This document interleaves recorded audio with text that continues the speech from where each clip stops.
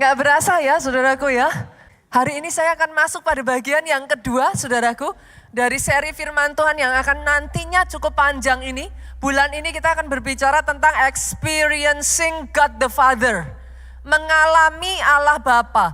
Part of experiencing God the Father. Bagian dari kita itu ngalami Bapak saudaraku. Gak bisa tidak, saudara harus belajar untuk mengenal hatinya Bapak saudara. Itu sebabnya hari ini akan saya bagikan satu pesan firman yang berjudul mengenal hati Bapa. By the way, tahukah saudara, hubungan itu hanya bisa bertumbuh kalau ada pengenalan lu.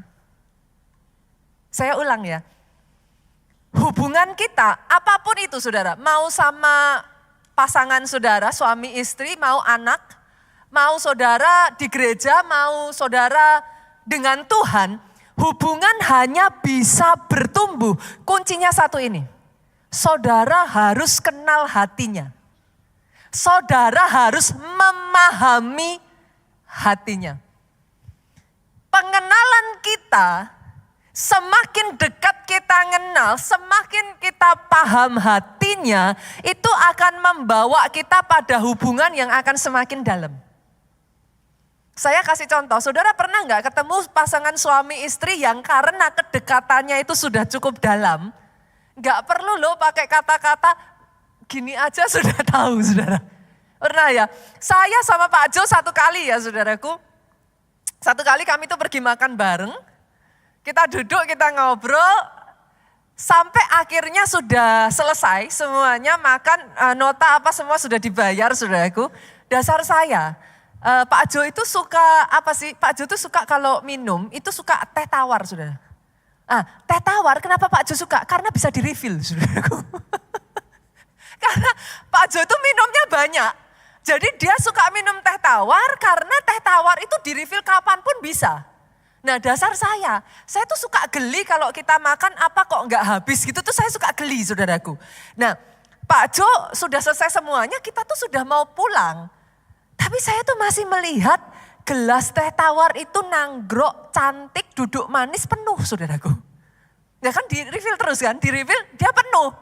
Saya gatel dong, saya tanya sama suami saya, sayang gak diminum. Itu gak perlu saya menjelaskan apapun ya, suami saya sudah langsung tahu. Udah minuman sana sampai habis saya gitu. Saya ketawa saudara, saya ketawa. Kenapa? Karena suami saya sudah mengerti. Sebaliknya saudaraku, konflik dalam rumah tangga, konflik suami istri, konflik apalagi orang tua anak, konflik KKS dengan anggotanya, konflik apalah saudara sebutkan, terjadi Bu, biasanya karena gagal paham. Satu ketika saudaraku ada kisah dari sepasang suami istri yang udah gak tahan lagi minta cerai.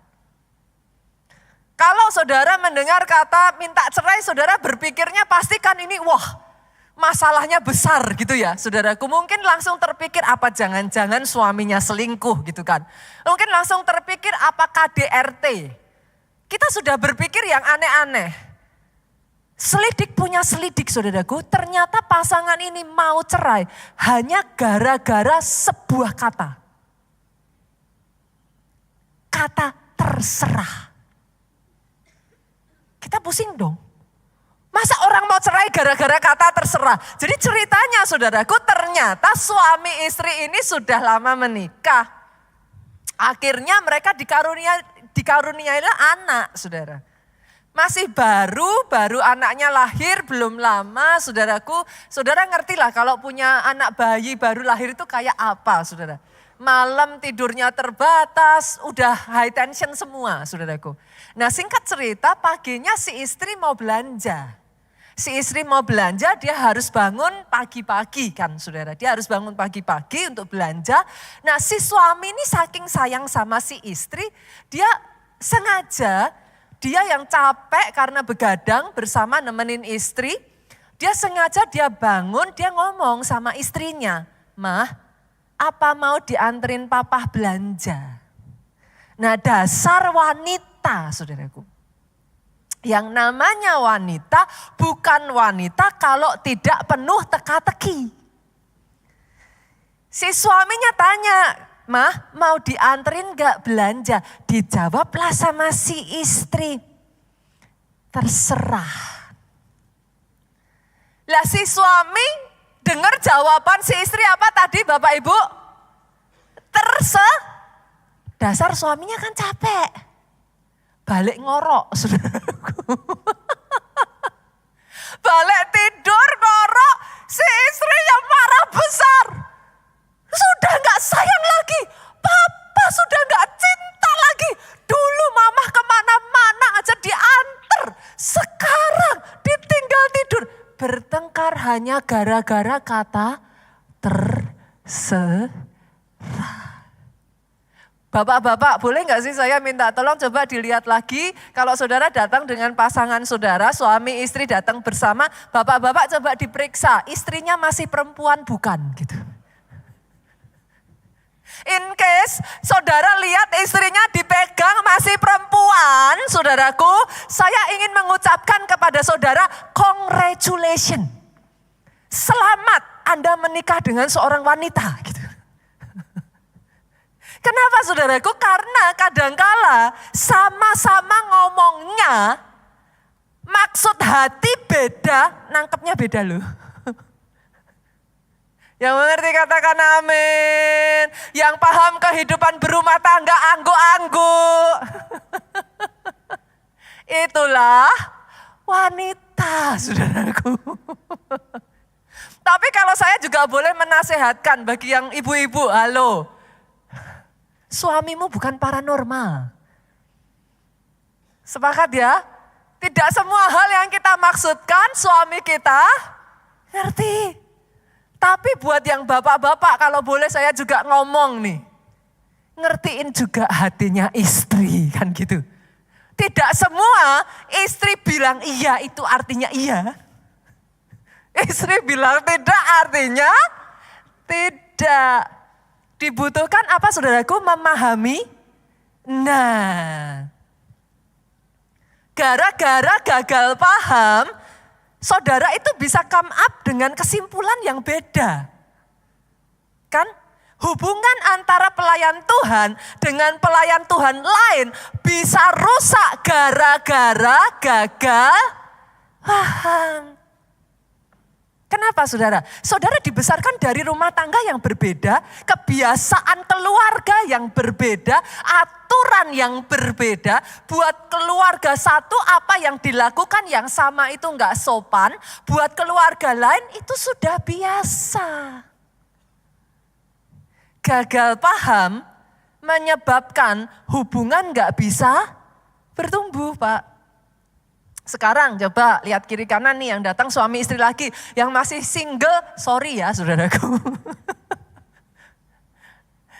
Kalau antar manusia aja, ini antar manusia loh ya. Saudara kelihatan toh, wujudnya kelihatan, ngobrolnya kelihatan langsung. Bisa gagal paham. Kalau enggak hati-hati kita sama Tuhan kita sering gagal paham. Itu sebabnya kenapa hari ini saya menyampaikan satu pesan firman. Mengenal hati Bapa. Kalau kita nggak kenal hatinya, kita sudah asumsi. Kita sudah berpikir negatif. Kita sudah mikir ini bakalannya begini. Kalau kita nggak hati-hati, pikir negatif, berkata negatif, hasilnya, negatif. Sama saudaraku, kita pemahaman tentang Tuhan juga terbatas. Berapa banyak di sini yang pernah lihat Allah Bapa? Adakah? Mungkin ada loh saudara, beberapa mungkin yang saudara dapat penglihatan, that's okay. Tapi most dari kita nggak pernah lihat Bapa ya. Kita nggak pernah lihat Tuhan kan gitu kan. Oke, nah karena kita nggak pernah lihat Tuhan, maka gambaran terdekat kita memahami Tuhan dari siapa? Nah, Bapak-bapak, boleh lambaikan tangan saudara. Halo. Peranan saudara besar atas anak saudara. Karena anak saudara paham bapaknya yang di surga itu dari saudara. pertama kali hubungannya dengan saudara sebagai bapak jasmani itu akan establish, akan memberikan gambaran, akan menjadi miniatur untuk dia memahami hubungannya dengan bapaknya yang di surga. Kalau kebetulan dia punya bapak yang, ya gimana sih saudaraku, namanya kita manusia juga nggak sempurna ya ibu-ibu ya. Kadangkala pernah nggak ketemu, nggak usah angkat tangan ya saudaraku. Pernah nggak saudara, mungkin ada di antara saudara punya orang tua yang sukanya pilih kasih. Nggak usah angkat tangan loh ya saudara. Zaman dulu saya sering kalau saudara berkeluarga misalkan anak 3 ya, papa sayangnya sama ini, mama sayangnya sama itu. Aku nggak ada yang sayang kan gitu saudara. Kan kadang-kala yang terjadi begitu ya di dalam keluarga ya. Kalau anaknya masih 2 atau anaknya 1 gitu enak saudara. Papa mama sayang semuanya kan gitu kan. Kalau anaknya 1 ya sudah semuanya sayangnya itu punya 1 anak. Tapi kalau anak 2 masih bisa yang oke, 1 sayang ini, yang 1 sayang itu gitu kan. Kalau anak 3, 4, 5, 6 nah itu saudaraku. Itu lebih seru. Akan kelihatan oke, papa sayang ini, mama sayang yang itu. Nah masalahnya dari hal itu saudaraku, pada saat nanti kita bertumbuh, kita mulai mengenal Bapak, kita kan ngalami ya, si A dapat mujizat, si B ditolong Tuhan, si C juga ngalami, kok saya enggak? Dengan keadaan keluarga yang seperti itu, apa yang ada di benaknya?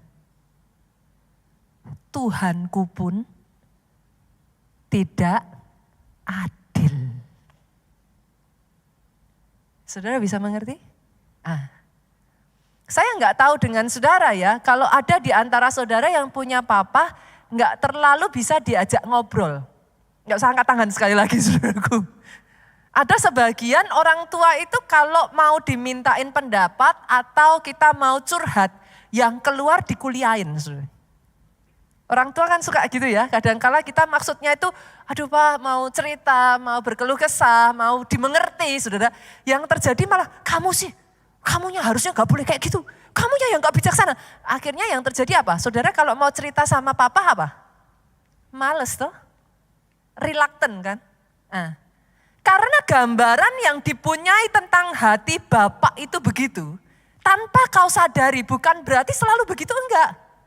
Tapi tanpa disadari kadangkala kita itu bisa berpikir, Bapak kita di surga juga sama. Akibatnya apa yang terjadi?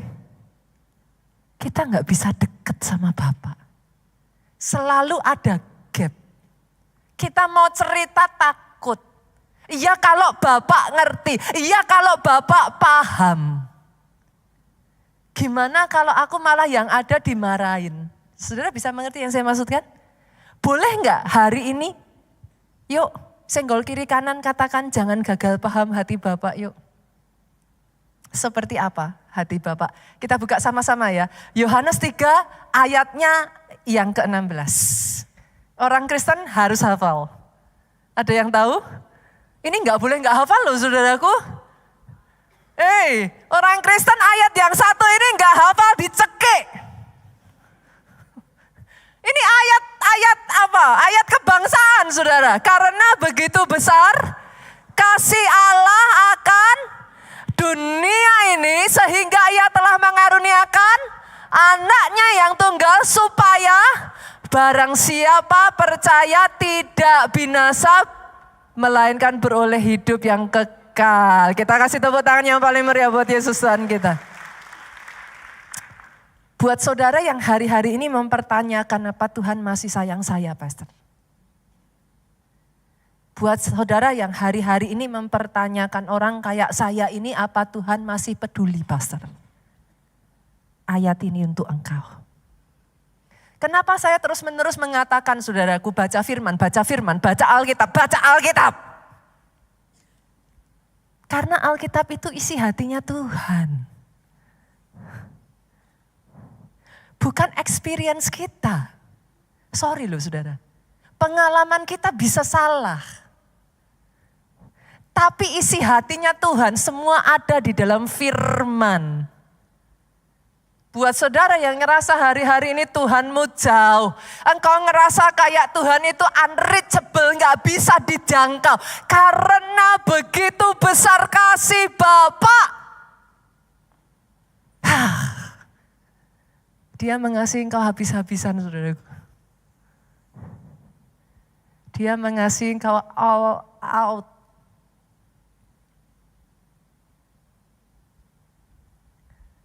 Pastor, kita jadi orang Kristen tuh gak enak ya, gak boleh bikin dosa. Kita jadi orang Kristen tuh gak enak ya dihakimi. Kalau kita bikin gini salah, bikin itu salah. Pastor, kalau saya gak pelayanan, pastor, kalau saya gak ini dan itu, Tuhan masih sayang saya enggak.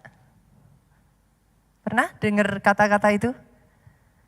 Pastor, kalau saya sudah bikin dosa, Tuhan masih mengampuni saya enggak. Saudaraku, bolehkah saya katakan ini? Kita tidak melayani, kita tidak melakukan yang kita lakukan supaya Tuhan mengasihi kita.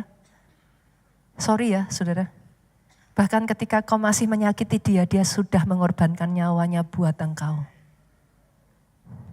Kalau kita hari ini berdiri dan melayani dia, sama sekali bukan supaya Tuhan menerima kita. Saudara tidak melakukan apa-apapun, saudara menyakiti hatinya, dia mati buat saudara. Kalau hari ini kita berdiri di tempat ini, kita melayani, kita melakukan itu karena kita tahu dia sudah terlebih dulu mengasihi kita. Yang paling kita bisa lakukan, sedikit yang bisa kita kerjakan, kita balas kebaikan Tuhan. Boleh aminnya yang paling keras dari tempat ini. Kalau mau tepuk tangan, keluarga Allah, come on, yuk tepuk tangannya sekali lagi, boleh yang paling dahsyat buat Yesus Tuhan kita. He first love us. Boleh enggak Bapak Ibu, saya ajak saudara yuk dalam satu journey perjalanan untuk kita mengenal hati Bapak yuk. Jangan-jangan tanpa kita sadari karena kita enggak kenal, kita miss nih rencananya. Karena kita enggak kenal apa yang sebenarnya dia sudah simpan buat saudara jadi enggak nyampe nih. Karena kita enggak kenal gitu, bukan karena Tuhan enggak sayang, tetapi karena kitanya enggak kenal. Ada hal-hal yang sebenarnya sudah disimpan untuk saudara jadi nggak kita dapat gitu. Boleh ya? Kita masuk ya. Saya akan bagikan 3 poin saudara. Kita mengenal hati Bapak. Yang pertama, Bapak kita itu bukan hanya mengasihi tetapi kasihnya kekal. Kasihnya kekal itu maksudnya gimana? Sampai masa tuamu aku Yesus tetap dia. Aku akan menggendong engkau, aku akan menanggung engkau dan akan terus melakukannya. Kasihnya kekal, saudara. Pastor, ada sebagian yang mungkin sampai di usia tertentu sudah bertambah usia terus berkata orang kayak saya apa masih bisa dipakai Tuhan. Kasihnya kekal. Sampai putih rambut saudara, mungkin saudara bahkan tidak bisa melakukan apa-apa lagi. Ingat ini, satu kali nanti kalau iblis mengintimidasi saudara dan mengatakan orang kayak engkau gak ada gunanya buat Tuhan. Katakan balik kepada dia, kasihnya kekal. Oh, kasihnya kekal. Kasihnya tidak bersyarat, kasihnya tidak pandang rupa. Kasihnya kekal. Bahkan di titik terendah dalam hidupmu pun ya saudaraku, kasihnya kekal. Kita kalau di dalam kehidupan sekali lagi yang kita bisa lihat kan yang terdekat bapak kita kan saudara. Saya ceritakan kisah seorang bapak yang di dalam keterbatasan dan kekurangannya mengasihi anaknya. Namanya adalah Daud saudara. Kisah antara Daud dengan Absalom itu amazing sekali. Suatu ketika saudaraku, Absalom mendapati satu fakta yang sangat menyedihkan karena adiknya Tamar diperkosa oleh saudaranya sendiri yaitu Amnon. Absalom berharap bapaknya dalam hal ini Daud akan do something about it. Tapi yang dia lihat Amnon gak dihukum. Nothing be done, saudaraku. Absalom sangat marah. He take it to his own hand. Ini kalau kita nggak hati-hati ya, kita nggak ngerti hatinya Tuhan ya saudaraku. Seringkali itu yang terjadi. We take it to our own hand. Berapa banyak dari saudara yang disakiti? Firman Tuhan berkata pembalasan adalah hakku. Tapi karena kalau engkau tidak mengenal hatinya Bapa, you take it on your own hand. Percaya, pada saat engkau disakiti hatinya juga sakit. Percayakan kepada dia. Pembalasan haknya Tuhan. Absalom sakit hati kepada Amnon, akhirnya berujung dia bunuh adiknya. Dia bunuh Amnon. Satu istana geger, saudaraku. Absalom lari, dia harus mengasingkan diri. Tetapi luar biasanya saudaraku, Daud itu sangat mengasihi anaknya ini. Absalom gak dibunuh, gak dikejar, dibiarkan saudaraku. Saya tidak mengatakan bahwa Daud ini orang tua yang atau gambaran bapak yang sempurna ya saudara. Saya tidak mengatakan bahwa Daud ini bapak yang quote-quote ya saudaraku, figur ayah yang baik, no. Tapi dengan keterbatasan yang ada, dengan kekurangannya Daud menarik Absalom untuk kembali ke istananya, saudaraku, dipulihkan, tidak dibunuh, di-restore kembali di posisinya. Alih-alih Absalom berterima kasih kepada Daud, saudaraku, yang terjadi dia merencanakan kudeta, saudara. Punya anak kayak gini enaknya diapain ya saudara? Dicekik tadi ya saudara. Bukan hanya dia merencanakan kudeta, Absalom sungguh-sungguh mengkudeta Daud, saudara, sampai Daud harus melarikan diri dari istananya. Bukan hanya itu, apa yang dilakukan Amnon kepada adiknya di tempat yang tersembunyi, Absalom perkosa seluruh gundiknya Daud di depan rakyat, saudara. Saudara bisa melihat betapa ngeri ya, saudaraku. Kenapa itu bisa terjadi? Gagal paham. Karena tidak memahami hatinya papahnya. Karena tidak memahami kasihnya Daud. Seorang anak yang seharusnya bernama Bapak Damai. Absalom itu artinya Bapak Damai, saudara. Absalom, Shalom. Jadi dia tuh arti namanya itu adalah seorang yang ketika dewasa nantinya diharapkan ayahnya menjadi sosok figur yang mengayomi rakyat, saudara. Ini seharusnya adalah penerusnya Daud, saudaraku, bukan Salomo. Saudara bisa kebayang gak itu?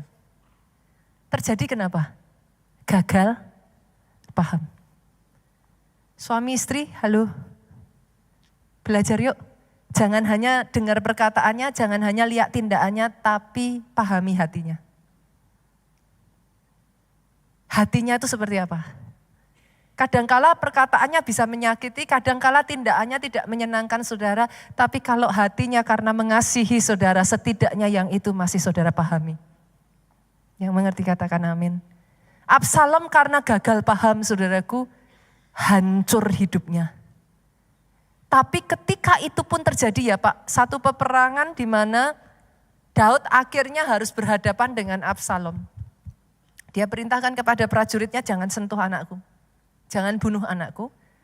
Tapi yang namanya perperangan itu apa ya, bisa diatur toh saudaraku.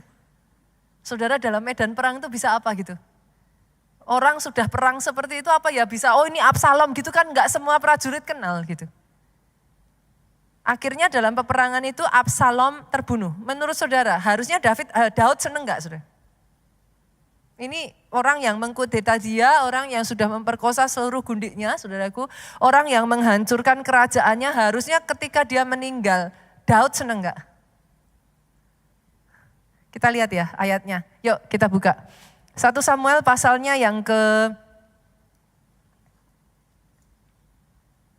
2 Samuel pasalnya yang ke-18 ayatnya yang ke-33. Maka terkejutlah raja, dengan sedih ia naik ke anjung pintu gerbang lalu menangis. Beginilah perkataannya sambil berjalan, anakku Absalom, anakku, anakku Absalom.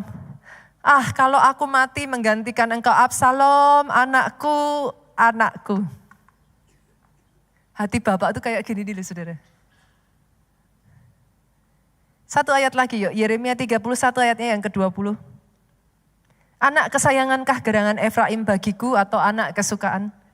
Sebab setiap kali aku menghardik dia, tak putus-putusnya aku terkenang kepadanya. Ini Tuhan tuh kayak gini dulu saudaraku. Dia boleh mendisiplin, dia boleh menegur ya. Tapi lihat, tak putus-putusnya aku terkenang. Hatiku terharu terhadap dia, aku akan menyayanginya, demikianlah firman Tuhan. Dia boleh mendisiplin engkau, dia boleh memproses engkau. Tapi percaya ini saudaraku, dia sangat mengasihi engkau. In case ada di antara saudara yang merasa Tuhan tuh nggak lihat apa yang terjadi dalam hidupku. Kenapa Tuhan izinkan? Dengar, dia harus menegur, dia harus mendisiplin. Tapi dia mengasihi engkau. Hari ini saudaraku boleh nggak pahami dulu yuk. Hatinya Tuhan yang pertama itu, kasihnya itu tidak akan ada habis-habisnya. Kasihnya kekal. Dan itu sampai nanti saudara menutup mata saudara. Kasihnya tetap ada buat saudara. Dan tahukah saudara, kasih Tuhan tuh gak pandang rupa tuh. Mau saudara jahat, mau saudara baik, Tuhan kita bukan Santa Claus. Kalau Santa Claus kan katanya kalau anaknya nakal diapain saudara? Masukin karung gitu kan ya, pit hitam gitu ya. Tuhan kita enggak loh. Saya belum pernah dengar tuh saudara ada orang yang mau bernafas ditanyain sama Tuhan, kamu Kristen bukan? Kalau enggak Kristen enggak boleh nafas gitu saudara. Enggak ada tuh. Siapapun saudara melakukan apapun ya, hari ini engkau masih bisa bernafas. Kenapa? Dia Allah yang baik, kasihnya kekal. Sampai kapanpun apapun yang kau lakukan, dia tetap mengasihi engkau. Yang kedua saudaraku, hati Bapa itu hati yang seperti apa? Dia enggak terlihat, tapi dia peduli.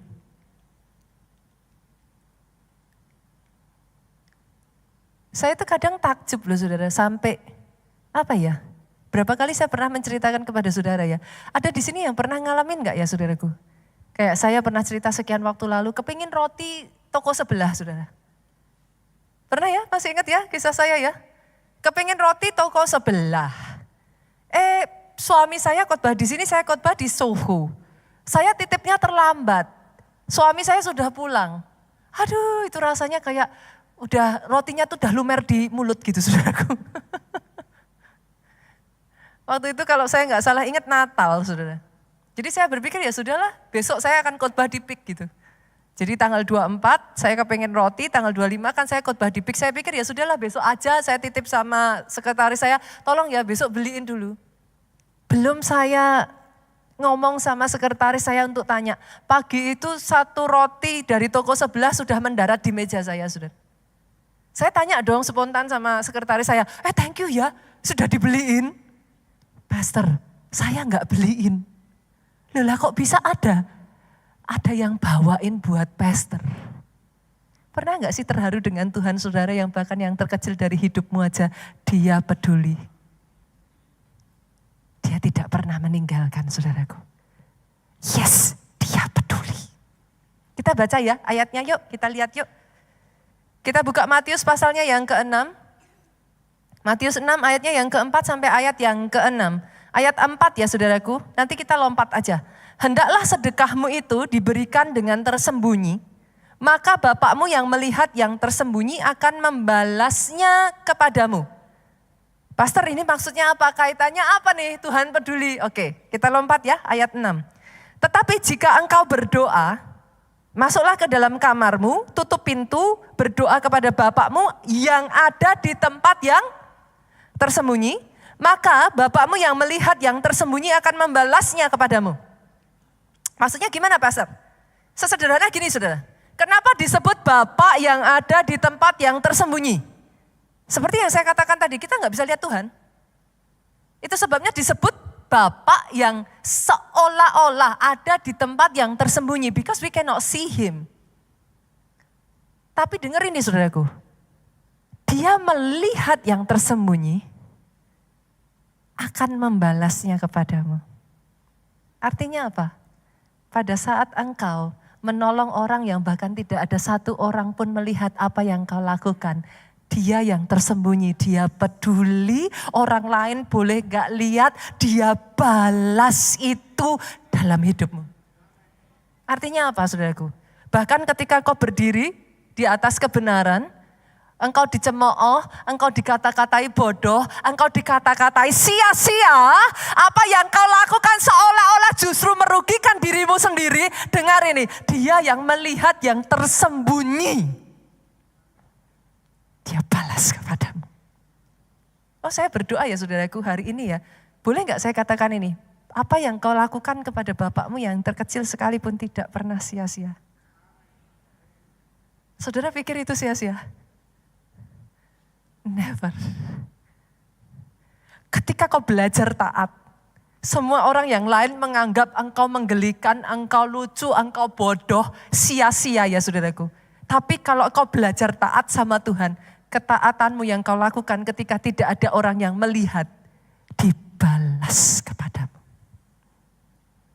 Bahkan tahukah saudara, ketika kau beribadah seperti ini, yang lain mau berisik, yang lain gak dengerin firman, yang lain gak amin, gak apa segala macam. Saudara dari awal datang paling awal engkau sujud, engkau berdoa. Apa yang tidak dilihat? Dia membalasnya dari surga. Dia Tuhan yang peduli Pak. Satu kali saudaraku, ada satu kisah tentang orang Indian Cherokee. Orang Indian Cherokee ini punya satu kebiasaan yang cukup unik. Mereka itu punya budaya kalau seorang anak akil balik beralih dewasa saudaraku itu harus melalui sebuah ujian. Ujiannya yaitu saudaraku anak ini nggak boleh pergi, anak ini harus ditutup matanya, ditaruh di tengah-tengah hutan. Dia nggak boleh beranjak, dia harus duduk di tempatnya. Sampai semalaman matahari terbit, baru dia boleh buka penutup matanya. Jadi anak ini harus bertahan pada saat dia mendengarkan lolongan anjing hutan, dia harus bertahan ketika dia ditutup matanya, kadangkala mungkin terdengar yang suara ya saudaraku, itu bisa tengah malam dimakan binatang buas, kita juga gak pernah tahu. Nah anak itu gak boleh bergerak, dia harus tetap ada di tempatnya, tidak boleh membuka matanya, tapi harus selamat. Dia gak boleh mati gitu saudaraku. Harus selamat. Besok harinya kalau dia berhasil, dia dinyatakan sudah naik kelas saudaraku. Sudah dewasa. Diakui menjadi pria dewasa. Nah satu kali ada seorang anak Cherokee yang ketakutan saudara. Pada saat dia ditinggalkan semuanya pergi saudara, matanya ditutup, dia tengah malam yang dia dengarkan kan suara lolongan anjing.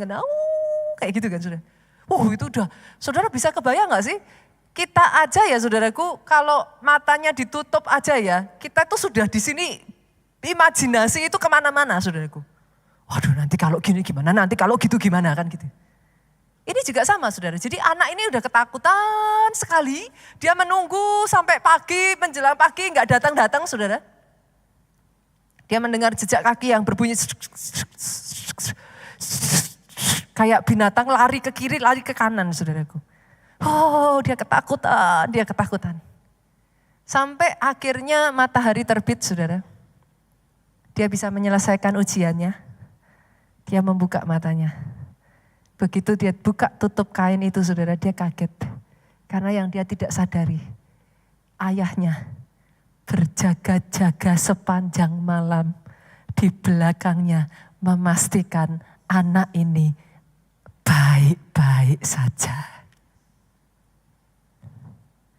In case ada di antara saudara yang menghadapi hidup ini saudara khawatir, saudara stres. Karena kita gak bisa lihat kan apa yang akan terjadi di depan. Izinkan saya mengatakan ini, Tuhanmu yang tersembunyi tidak pernah membiarkan engkau. Dia menjagai engkau. Dia terus berjaga. Penjaga Israel tidak tertidur, tidak terlelap. Kalau mau tepuk tangan yang paling meriah. Saya bacakan satu ayat ya saudaraku. Mazmur pasalnya yang ke-121. Kita lihat yuk, multimedia boleh dimunculkan.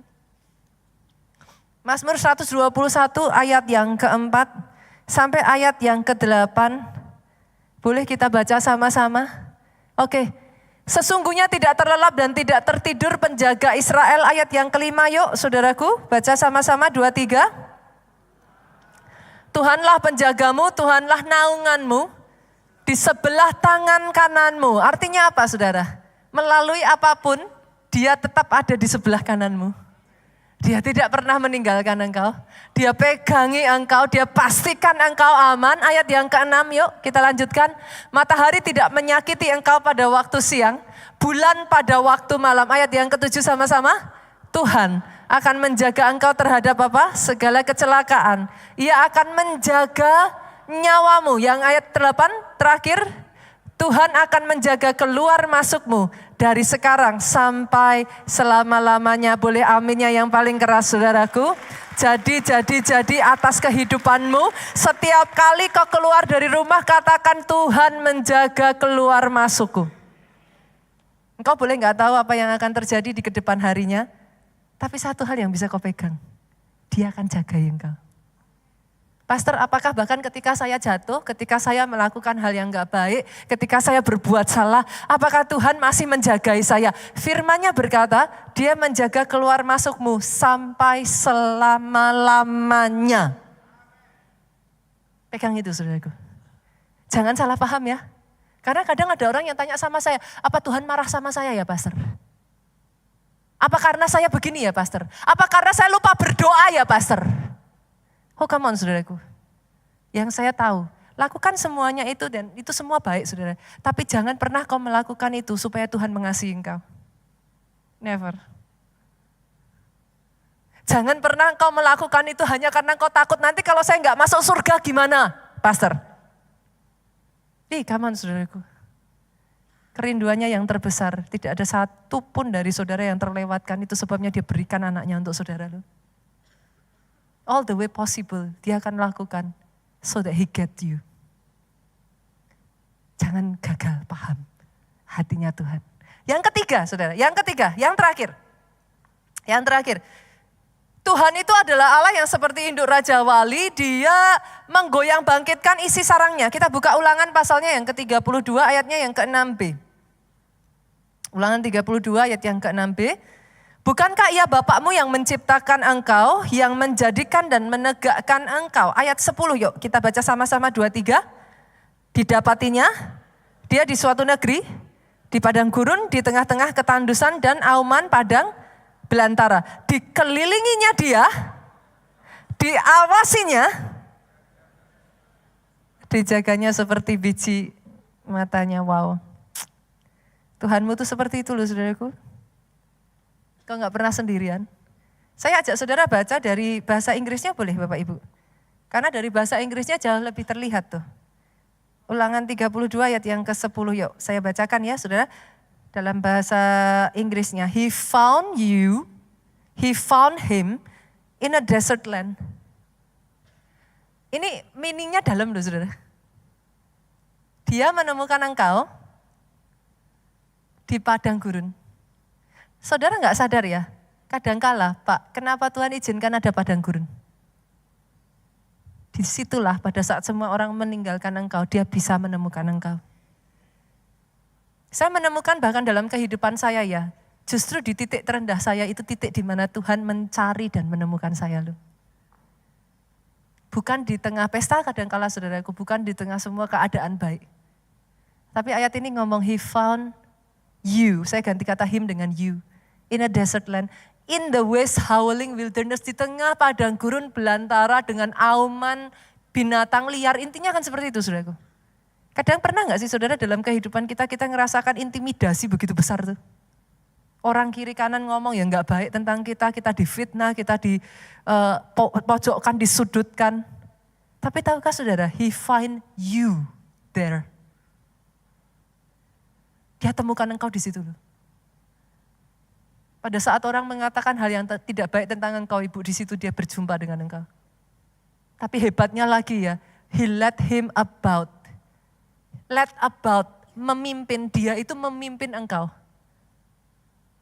Ditemukan di padang gurun ya saudaraku, untuk dituntun, he instruct.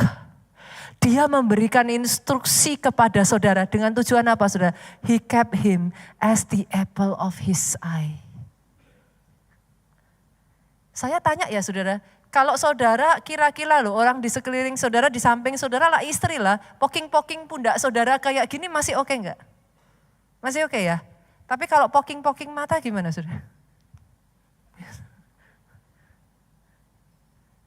Segitunya loh Tuhan sama saudara. Saudara bisa melihat gesture saya. Saudara nggak sadar aja ya, ada tangan mau kenain mata. Refleks saudara gimana? Saudara mengerti ya saya maksudkan? Itu Tuhanmu. Apakah saudara pikir dia membiarkan engkau? Pastor, gunanya apa? Saya tahu semua. Gunanya apa khotbahnya pastor ini? Jangan engkau takut dan jangan engkau gentar. Kau harus sadar dan tahu, hatinya Bapakmu tidak akan pernah meninggalkan engkau sendirian. Tidak akan mengizinkan engkau, bahkan di padang gurun sekalipun. Dia temukan engkau, dia pimpin langkahmu. Oh beda saudara, kalau saudara nggak ngerti hatinya Tuhan, di tengah padang gurun engkau curigai dia. Kalau saudara nggak ngerti hatinya Tuhan di padang gurun, di tengah auman binatang liar, engkau bisa mempertanyakan Tuhan di mana? Tapi kalau kau tahu hatinya Tuhan, orang yang tahu hatinya Tuhan ya saudara, jalanmu tuh ya, mantap saudara. Engkau berjalan itu ada damai sejahtera, hidupmu tidak akan gentar saudara. Kenapa? Karena bahkan di tengah padang belantara dia tuntun kok langkahmu. Dia pegang kok. Kalau ada yang berani-beraninya nyentuh. Jangan harap saudaraku. You are the apple of his eye.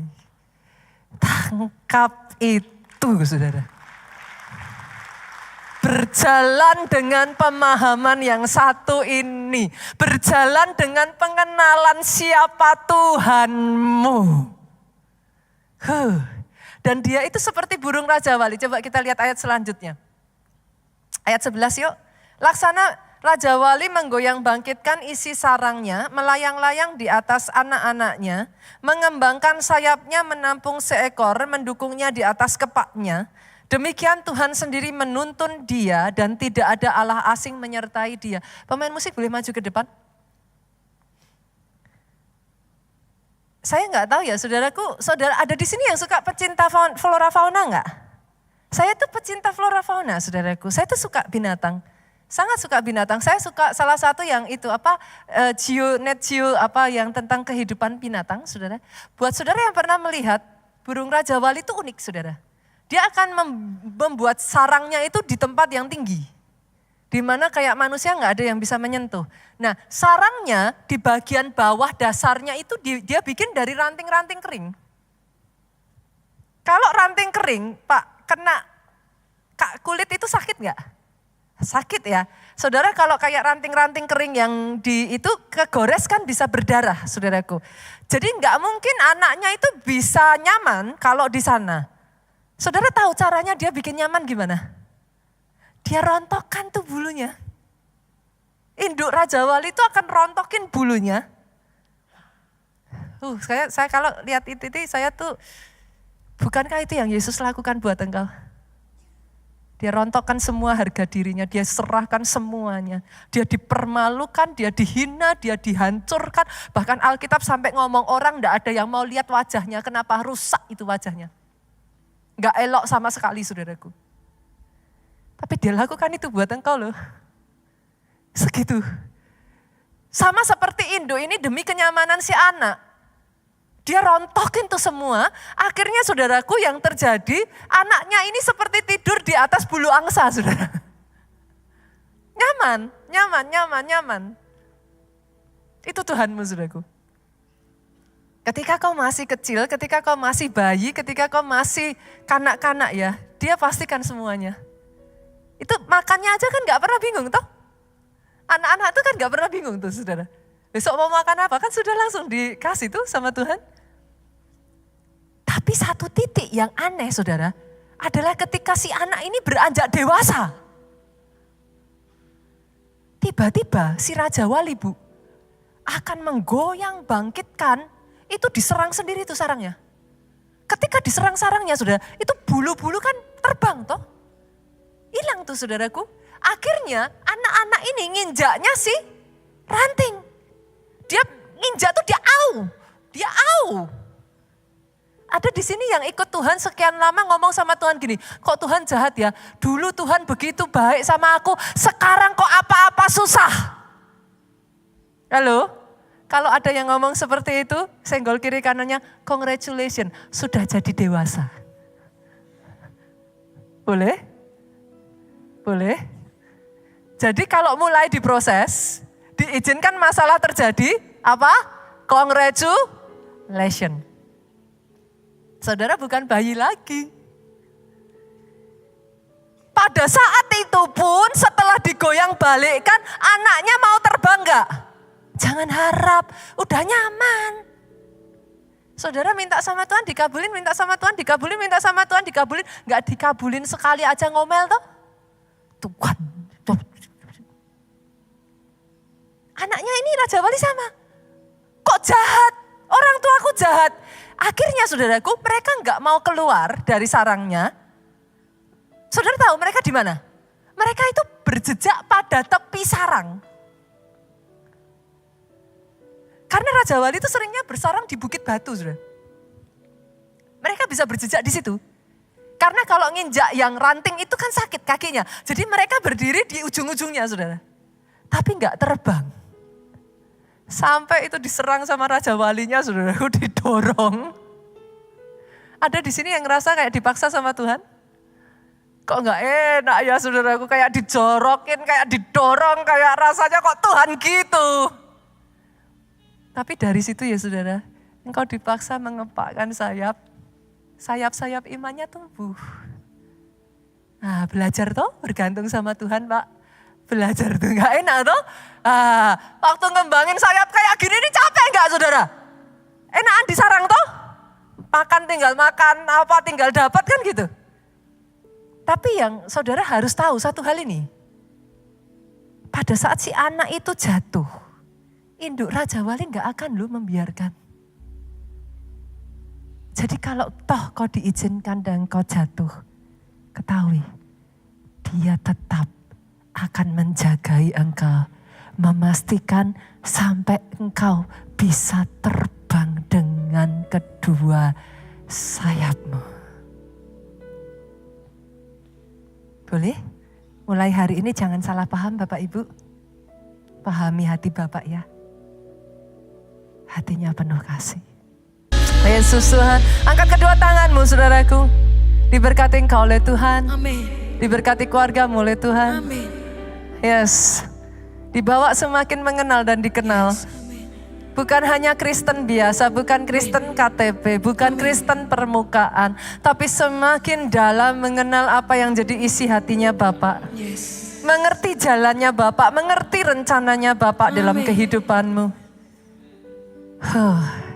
Diberkatilah kiranya engkau saudaraku. Yes, baik keadaan rohmu, jiwamu, amin, amin. tubuhmu. Pulang dengan membawa sukacita. Yes. Damai sejahtera Allah Bapa. Cinta kasih Yesus Kristus, persekutuan dengan Roh Kudusnya sekarang sampai selama-lamanya. Engkau yang diurapi, diberkati, katakan dengan suara yang paling keras. Amin.